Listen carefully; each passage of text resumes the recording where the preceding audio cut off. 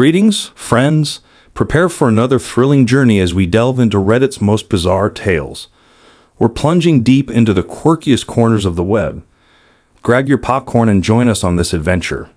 Remember to hit subscribe and like. Let's begin. Me and my wife are both from Europe, not from the same country. We are 11 years together, 9 years married. We met in my country. Then after a year of relationship, I received a job offer in Asia. She went with me. But since we weren't married, she couldn't get a proper visa. She didn't work at that time. She was flying out and flying back into the country on a tourist visa. About a year after we moved to Asia, we married there. And then a year after she married me, we moved to another country in Asia where we have lived for the last 8 years. So 10 years in total in Asia, lived the first 2 in one country where we had our wedding, and the last 8 years in the country where we are currently now. A lot of you asked me where exactly AP lives. I'm not sure if AP lives here the whole year or not, but I think he does. It's a huge city, and there are a lot of foreigners here, and his apartment is in a downtown area where there are a lot of foreigners. Also, a lot of you asked me to give her another chance and go to marriage counseling because of the kids. I respect your opinions, and everyone is different. Someone can forgive a 10-year affair. Someone can't forgive innocent texting with an unknown man. I don't forgive something like this. I don't know what needs to happen for me to consider reconciliation with her. If I were a bad husband, if I didn't take care of her, if our sex life was dead, if she ever told me she was not happy, I would at least understand why she did that. But it is quite the opposite. Sex life 4 to 5 times per week. She is always smiling and literally, since I have known her, says she is happy. We always spend time together. She never avoids me or becomes angry at me. So, yeah, my answer is no. Only if my kids beg me and suffer so much might I live with her for some time, but I will never ever touch her again. I called the lawyer here today. Told him I really want to meet him, and I can pay more since it's a Sunday and I assume it's his free time. The lawyer was really nice on the phone, and we met after lunch. I showed him and explained everything. The news is this. All the assets I have here are completely mine. She doesn't have any rights to that currently. She is on a spousal/family visa here. Doesn't work, not a citizen, while I have permanent residency. Since everything has been paid by me and everything is in my name, I am the owner of everything. All the money in the bank is mine. He advised me to take all the money from the joint account and transfer it to another bank account where she doesn't have access. The joint account is in my name, but she has credit/debit cards and uses it daily for everything for the house/kids/her. So technically, she doesn't have any right to that money. Cars are the same story because they are all in my name and paid for by me with clear evidence that I paid for them. The bad news is about the most important thing. Kitties.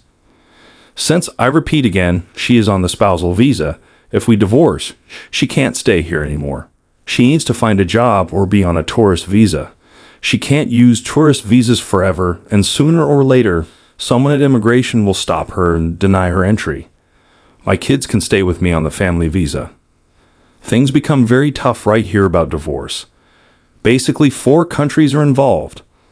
2 home countries, the country where we married each other, and the country where we are now. If we divorce in Asia, there are big chances I will be the primary custody parent. At worst, we will share custody. But if we divorce in Europe, I am basically screwed. And most likely, I will have to return if I want to be near my kids. He also told me about the idea that I offer her some assets or money to make a deal that the kids stay in Asia with me, but I doubt she would accept that. If I kick her out of the house and the police get involved, I won't have problems. Since, of course, I have proof I am the father, even if the police get involved, the kids will stay at my house. Passports are in a safe, and she doesn't know where I hid them. The lawyer told me to make DNA tests for the kids and not to leave the house so my wife can stay with them. I will do DNA tests tomorrow.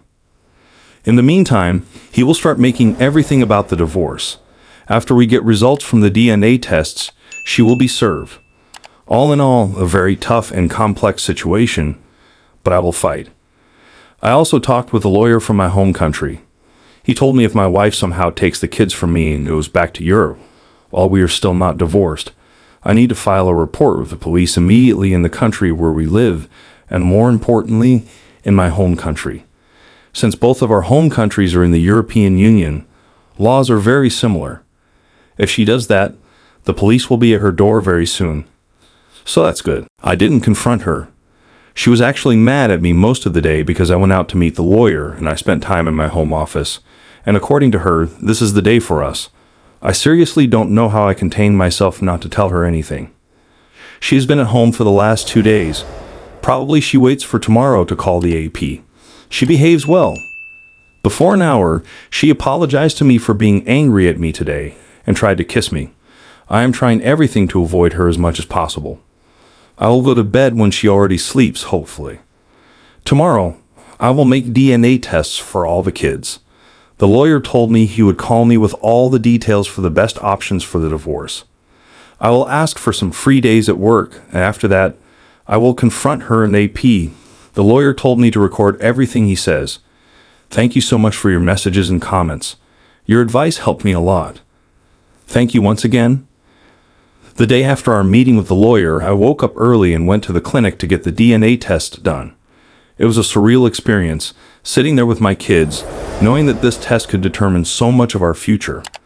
The kids, of course, had no idea what was going on, and I tried to keep everything as normal as possible.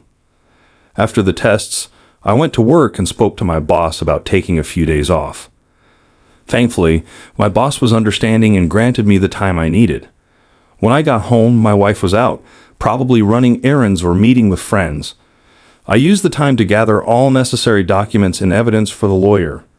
I felt a mixture of anger, sadness, and determination. The thought of losing my kids or having to leave my job and life here was unbearable. The lawyer called me in the afternoon with the results of the DNA tests. My heart pounded as I listened to him. The results confirmed that all the kids were mine. Relief washed over me, but it was short-lived as the reality of the impending confrontation loomed over me. The lawyer had started preparing the divorce papers and advised me on how to proceed with the confrontation. I spent the rest of the day trying to act normal around my wife and kids. My wife was in a good mood, completely unaware of what was coming. That evening, after the kids went to bed, I told her we needed to talk. She looked at me, a bit puzzled, but didn't suspect anything serious. We sat down in the living room and I began. I told her I knew about her affair. Her face went pale, and she started denying it. I showed her the evidence I had gathered, and she broke down in tears.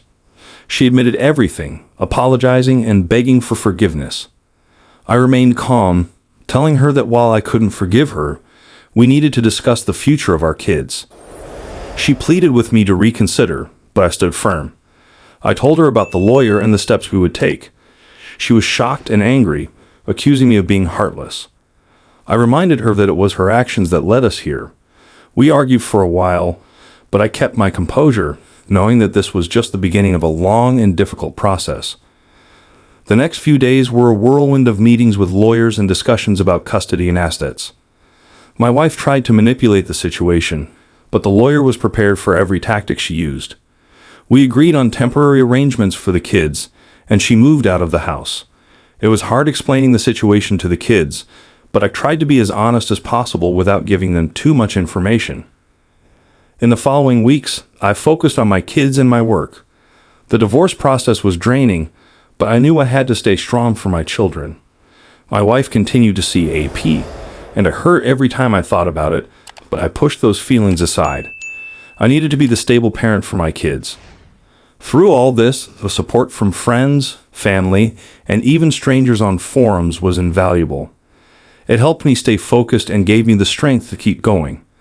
The road ahead was still uncertain, but I knew I had made the right decision for myself and my children. The fight was far from over, but I was ready for whatever came next.